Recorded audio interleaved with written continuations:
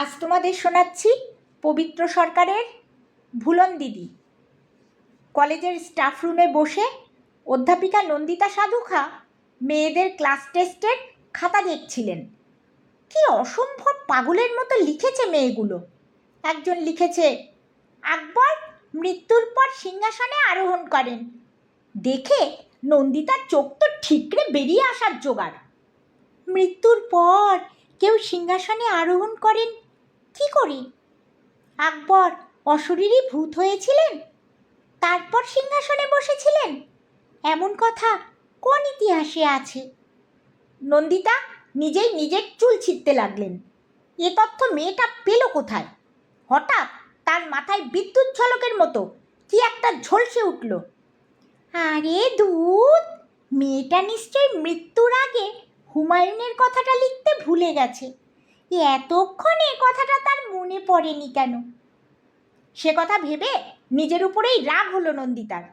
যাই হোক, লাল কালির কলম দিয়ে তিনি ঘ্যাঁচ ঘ্যাঁচ করে মেয়েদের খাতায় কাটতে লাগলেন, দাগ দিতে লাগলেন, আর মার্জিনে লিখতে লাগলেন, এরকম লিখলে ফাইনালে তোমার কপালে গোল্লা ঝুলছে, কিংবা গেটের সামনে মটরু ফুচকাওয়ালার ফুচকা খেয়ে তোমার মাথায় আর কিচ্ছু নেই।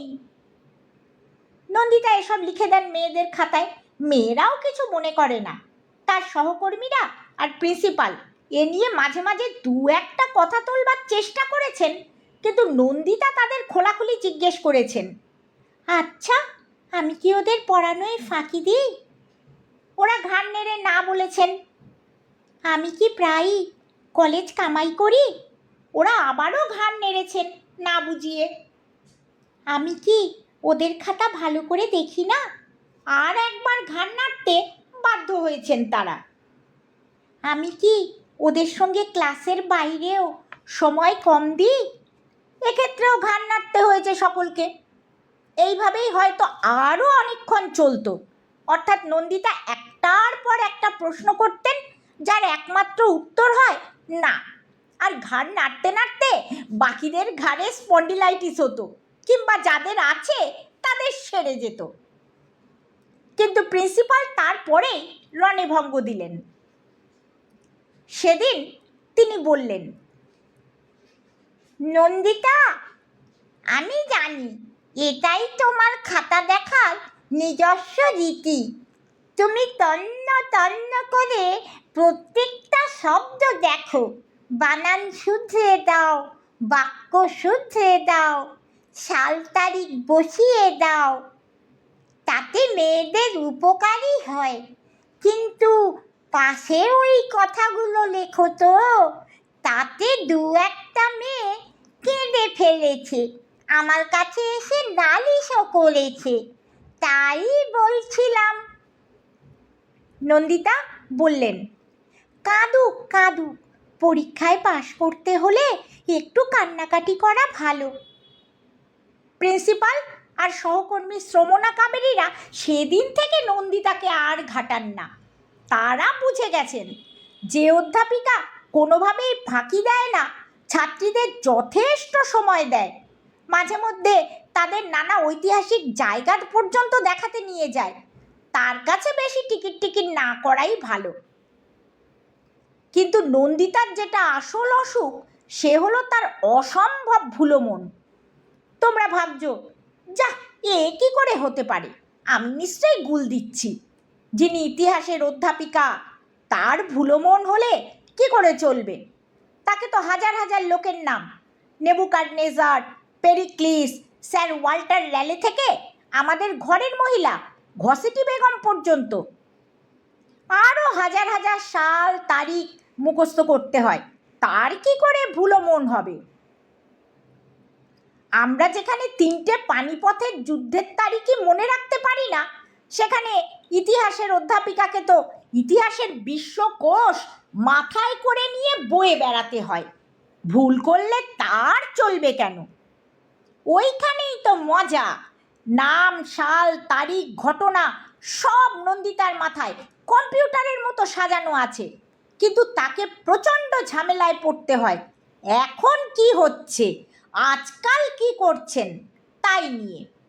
সকালের জিনিস বিকেলে ভুলে যান, বিকেলের জিনিস সন্ধে। এটা করতে ওটা করেন, ওটা করতে এটা। বিয়ের পরপর যখন রান্না করতে গেলেন, তখন একদিন রান্না খেয়ে তার স্বামী বুঝে গেলেন যে এর হাতে রান্নাঘর ছেড়ে দেওয়া ঠিক নিরাপদ হবে না। ব্যাপারটা আর কিছুই না। নন্দিতা মাছের ঝোল রেঁধেছিলেন। ঝোলে মশলা, নুন, কালো জিরে, কাঁচা লঙ্কা সবই ঠিক হয়েছিল। নামিয়ে স্টিলের পাত্রের ঢাকাটা সামান্য খুলে তিনি যত্ন করে রেখেও ছিলেন যাতে স্বামীর জিভ পুড়ে না যায়। কিন্তু তিনি সাঁতলে তুলে রাখা মাছের টুকরো রেফ্রিজারেটর থেকে নামিয়ে সেই ঝোলে ছাড়তেই ভুলে গিয়েছিলেন। তার স্বামী তার পরদিনই একটি রান্নার মেয়ে বহাল করায় নন্দিতা যেন হাঁপ ছেড়ে বেঁচেছিলেন। খাতা দেখতে দেখতে নন্দিতার মেয়েদের আবোল তাবোল লেখায় যখন মন উদ্ভ্রান্ত, এমন সময় কলেজের বেয়ারা একটা কি নোটিশ নিয়ে এলো। নন্দিতা দেখলেন জন্মাষ্টমীর ছুটির নোটিশ। তাতে তাকে সই করতে হবে। সই করতে গিয়েই ভাবলেন, এই যা, হাতের লাল কলমে সই করব সেটা ঠিক ভালো দেখায় না। ভেবে পাশের ব্যাগ হাতড়ে একটা কলম বার করে এনে সই করতে গেলেন। নন্দিতা অবাক হয়ে দেখলেন কিছুতেই লেখা হচ্ছে না। ডট পেনটায় কালি নেই ভেবে সেটাকে বেশ করে ঝাঁকালেনও। তারপর আবার লিখতে গেলেন, তাও লেখা হলো না। ভাবলেন, সত্যি এত ভালো পার্কার কলম, তারও আজকাল কি দশা হয়েছে। সেটা রেখে আর একটা নীল কালির কলম খুঁজতে ব্যাগে হাত ঢুকিয়েছেন। এমন সময় বেয়ারা ভরত হেসে বলে উঠল, এই সেই রেছে, আপনি কি কইরেতেছেন দিদি? ওটা কলম কোথায়? ওটা তো ঢেঁড়স। আপনি ঢেঁড়স দিয়ে লিখবেন কি করে? নন্দিতা কলমটার দিকে তাকিয়ে হিম হয়ে গেলেন। কি আশ্চর্য, কিম্ভূত ব্যাপার! কলমটা হঠাৎ ঢেঁড়স হয়ে গেল কি করে? এ তো সেই হযবরলার মতো। ছিল রুমাল, হয়ে গেল বেড়ালের মতো। এও কি সম্ভব? নন্দিতা দীর্ঘশ্বাস ফেলে ভাবলেন, তার পক্ষে সব সম্ভব। কলেজে আসার আগে টেবিলের উপর রান্নার মেয়ে সকালের বাজার বিছিয়ে বসেছিল। ভাগ ভাগ করছিল কুমড়ো, কাঁচা লঙ্কা, ঢেঁড়স, বরবটি এইসব। তারই মাঝখান থেকে নিশ্চয়ই নন্দিতা একটা ঢেঁড়স তুলে নিয়ে ব্যাগে ভরেছেন। হয়তো তাড়াহুড়োয় কলম ভেবেই ভরেছেন। এখন ঢেঁড়সটা হাতে নিয়ে কিছুক্ষণ সেটার দিকে এক দৃষ্টে চেয়ে রইলেন। ততক্ষণে যে কজন অধ্যাপিকা ছিলেন কমন রুমে, তারা তো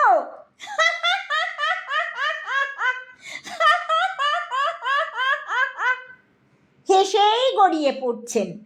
ভরত মুচকি মুচকি হাসছে। নন্দিতা সেসব গ্রাহ্য না করে ভরতকে বললেন, ঢেঁড়সটা তুমি নেবে ভরত? কি যে বলেন আপনি দিদি, মোটে একটা ঢেঁড়স দিয়ে আমি কোন ব্যঞ্জন রাঁধব?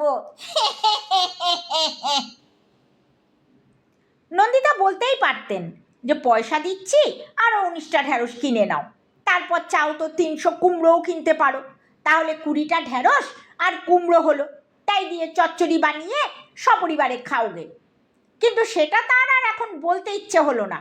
তিনি গম্ভীর মুখে বললেন, তাহলে দয়া করে এটাকে ওই কোণের ঝুড়িতে ফেলে দাও। ভরত আগেকার মুচকি হাসিটায় ফিরে গিয়ে ঢেঁড়সটাকে বাজে কাগজের ঝুড়িতে ফেলে বেরিয়ে গেল। নন্দিতা এরকম অবস্থায় প্রায় ভাবেন, না, আমার আর মানুষের সমাজে থাকা উচিত না। হয় জঙ্গলে, না হয় পাহাড়ের গুহায় গিয়ে নদীর জল আর গাছের ফলমূল খেয়ে বাকি জীবনটা কাটানো উচিত। কিন্তু তখনই ছেলে আর স্বামীর কথা ভেবে চোখে জল এসে যায়। তারাই তো তার সর্বস্ব, আর তারাও তো তাকে তার ভুলো মনের অজস্র কাণ্ড কারখানা সত্ত্বেও অন্ধের মতো ভালোবাসে। স্বামী হৈ হৈ করা আমুদে মানুষ, ছেলে ক্লাস 9-এ, সেও বাবার মতো হৈ হৈ করা। মায়ের ভুলো মন নিয়ে নানা ঝামেলায় পড়ে তারা, কখনো কখনো বিরক্তও হয়, কিন্তু স্বামীও তাকে আগলে আগলে রাখেন। ছেলেও সব কাজে মাকেই চায়। একদিন তো নন্দিতা বলেই ফেলেছিলেন, আমাকে ওই হিমালয়ের কোনো একটা গুহায় ফেলে দিয়ে এসো। স্বামী বলেছিলেন, পাগল নাকি, হিমালয়ের কোনো গুহাতেই এখনো ইলেকট্রিসিটি যায়নি, আর সেখানে ট্রাম, বাস, ট্যাক্সি, অটো কিচ্ছুটি নেই। এসব বিচ্ছিরি মতলব আমাদের বাড়িতে চলবে না।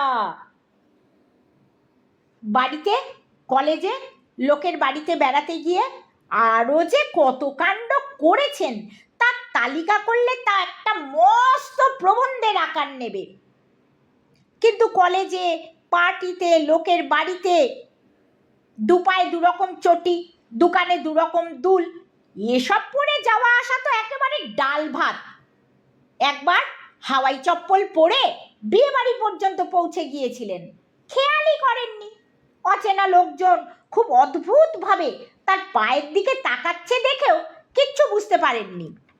ছেলে প্রথম সেটা লক্ষ্য করে ভয়ঙ্কর গলায় বলে ওঠে, মা। আচ্ছা, তখন আর কি করবেন বলো? কোনো ক্রমে দুটো মুখে দিয়ে একেবারে লুকিয়ে দৌড়ে ট্যাক্সিতে উঠে পালিয়ে আসা। হাতে চশমা নিয়ে চশমা খুঁজে হয়রান হয়ে যান প্রায়। হাতের টেলিফোনে কথা বলছিলেন, এমন সময় দরজায় কলিং বেল বেজে উঠল। দোতলার জানলায় ছুটে গিয়ে কি বললেন জানো? কোথায় বলবেন কে তা না বলে চেঁচিয়ে উঠলেন, হ্যালো। এই টেলিফোন নিয়ে সেদিন আর এক কাণ্ড। টেলিফোন বইয়ে যেমন আমরা কতগুলো একই ধরনের নাম পরপর লিখে রাখি, তার বইয়েও তাই করেছেন তিনি। সেখানে তার ভাইয়ের নাম সৌমিত্র দত্ত আছে, তার নিচেই আছে স্বামীর বন্ধু সৌমিত্র দাসের নাম। ভাইকে ফোন করতে গিয়ে সৌমিত্র দাসের বাড়িতে ফোন করে বসলেন। জিজ্ঞেস করলেন, এটা সৌমিত্র দত্তর ফোন তো? ওপার থেকে উত্তর এলো, না, সৌমিত্র দাসের। নন্দিতা ঝেঁঝে উঠে বললেন, ইহার কি হচ্ছে? আমি ফোন করলাম সৌমিত্র দত্তকে, মানে আমার ভাই বাপনকে, যার বউ নমিতা, মেয়ে টিনটিন। সে ফোন সৌমিত্র দাসের কাছে যায় কি করে? তার চেঁচানি শুনে ওপারে সৌমিত্র দাসের স্ত্রী পুবালি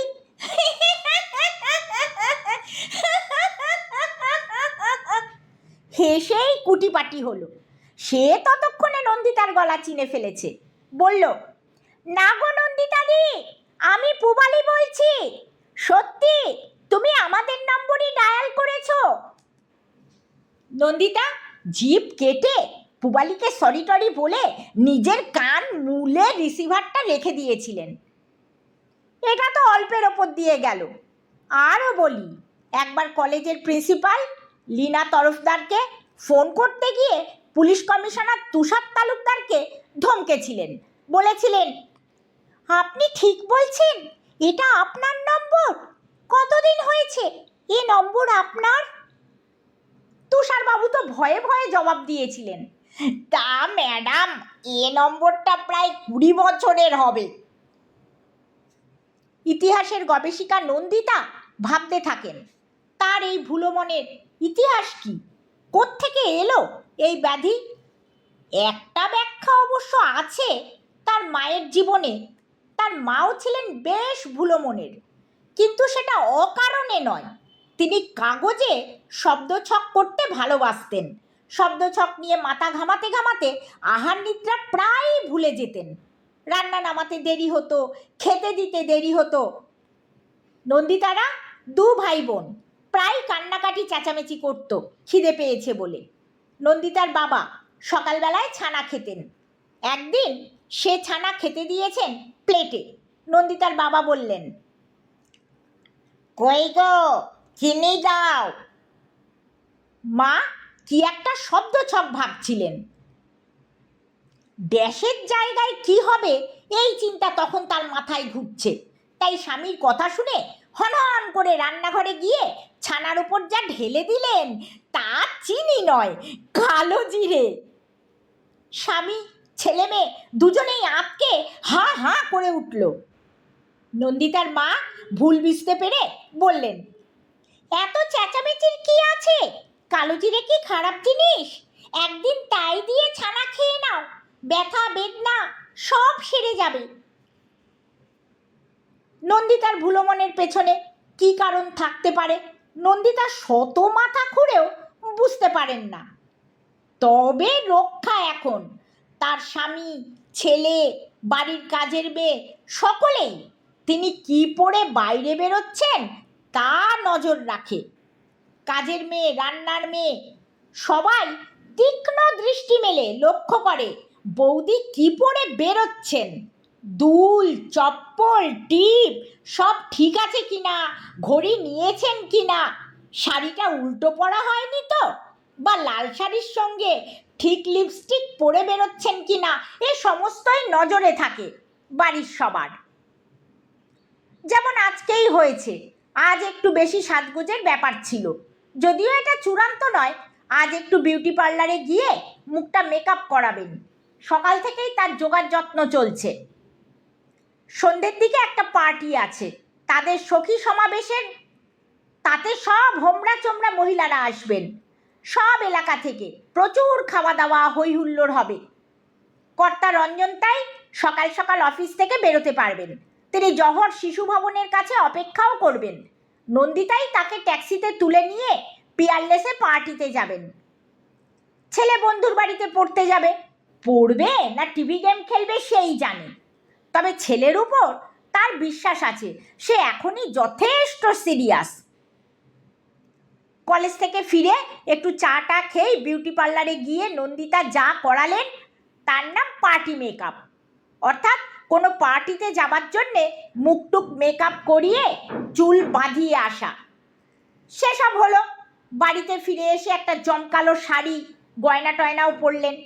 কাজের মেয়ে অনিমা কাজ ছেড়ে বাড়ি যাবার আগে ঠায় দাঁড়িয়ে, পাছে বৌদি কোনো গন্ডগোল না করেন। না, কোনো গন্ডগোল হলো না। সব ঠিকঠাক করে পার্সে ট্যাক্সি ভাড়ার টাকা নিয়ে নন্দিতা বেরোলেন ট্যাক্সি করে। চৌরঙ্গি হয়ে সোজা পিয়ারলেসে। পথে কাকে দেখে যেন নন্দিতা হাত নাড়লেন। সে লোকটাও প্রাণপণে হাত নেড়ে একটু দৌড়ে এলো, কিন্তু নন্দিতা তাকে পাত্তা না দিয়ে হুশ করে ট্যাক্সিকে পিয়ারলেসে এনে থামালেন। পার্টিতে খুব মজা হলো।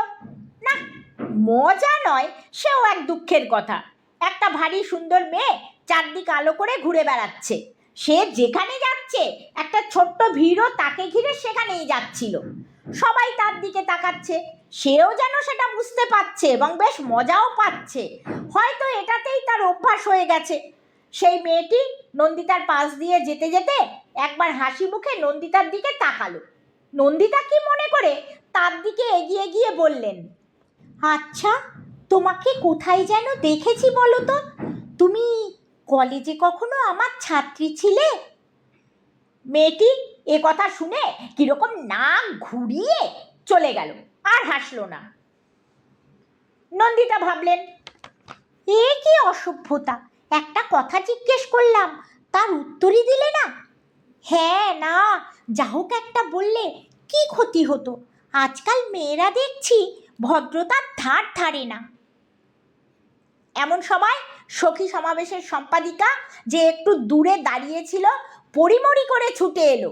এসে নন্দিতাকে প্রায় ঝাঁকুনি দিয়ে তার কানের কাছে মুখ এনে ফিসফিস করে বলল, নন্দিতাদি, তুমি কাকে কি বললে? সর্বনাশ! ও তো এখনকার ফিল্মের 1 নম্বর নায়িকা চৈত্রী সেন। নাচে গানে হাসিতে কান্নায় সবাইকে পাগল করে ছেড়েছে। তুমি কাকে তোমার ছাত্রী ভাবলে? কি সর্বনাশ! আর তুমি একাই বা এসেছো কেন? রঞ্জনদা কোথায়? এ কথা শুনে নন্দিতা ধপ করে পাশের সোফাটায় বসে পড়লেন। এতক্ষণ ধরে মনের মধ্যে কি একটা খচখচ করছিল, এইবার সেটা বাজের মতো তার মাথায় ভেঙে পড়ল। আরে আরে আরে, রাস্তায় আসতে আসতে যাকে দেখে তিনি হাত নেড়েছিলেন সে তো তার স্বামী রঞ্জন। এতক্ষণে তিনি বুঝতে পারলেন কেন সে প্রাণপণ হাত নাড়তে নাড়তে দৌড়ে তার ট্যাক্সির দিকেই আসছিল। তখন কিন্তু তার বেশ একটু হাসিও পাচ্ছিল লোকটার ওই দৌড় দেখে, কিন্তু লোকটা মানে যে রঞ্জন এটা তার এই মুহূর্তে খেয়াল হলো। নন্দিতার পার্টি, খাওয়া দাওয়া সব মাথায় উঠল।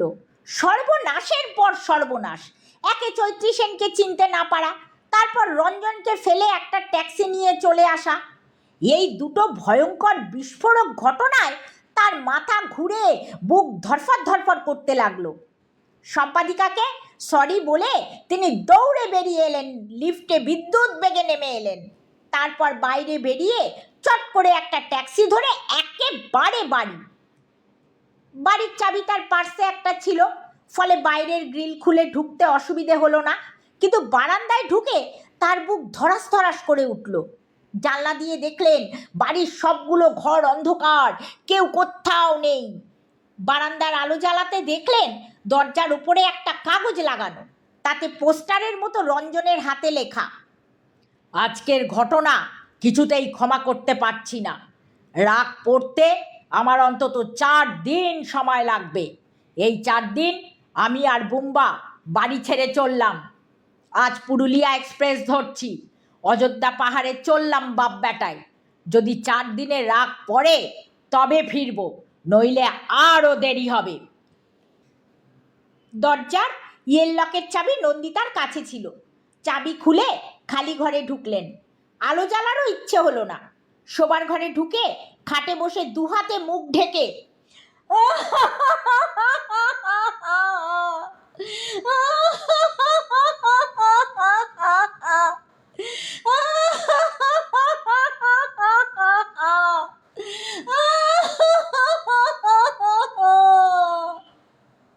হু হু করে কেঁদে উঠলেন নন্দিতা। তারপর খাটে উপুর হয়ে শুয়ে কাঁদতে লাগলেন। এমন সময় হুপ করে একটা বিশাল শব্দ হলো। কে যেন রান্নাঘরের দিক থেকে ছুটে এসে নন্দিতার গলা জড়িয়ে ধরে বললে, হ্যালো মাদার, কান্নাকাটি করছো কেন? নন্দিতা চমকে উঠতে না উঠতেই বুম্বার গায়ের গন্ধ পেলেন। আহ, আবার কে? এ তো আর কেউ নয়, বুম্বাই তো, তার ছেলে। আর বুম্বার বাবাও ততক্ষণে ঘরে ঢুকে আলো জ্বালিয়ে দিয়েছেন।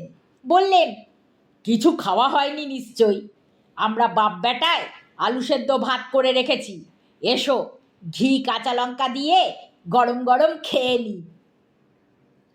চোখে জল, মুখে হাসি, এই পচা কথাটা তোমরা পড়তে পড়তে বিরক্ত হয়ে গেছো নিশ্চয়ই। তবু এখন নন্দিতার মুখের দিকে তাকালে তোমরা বুঝতে পারতে কথাটা পচা হলেও একেবারে ফেলে দিতে ইচ্ছে করে না।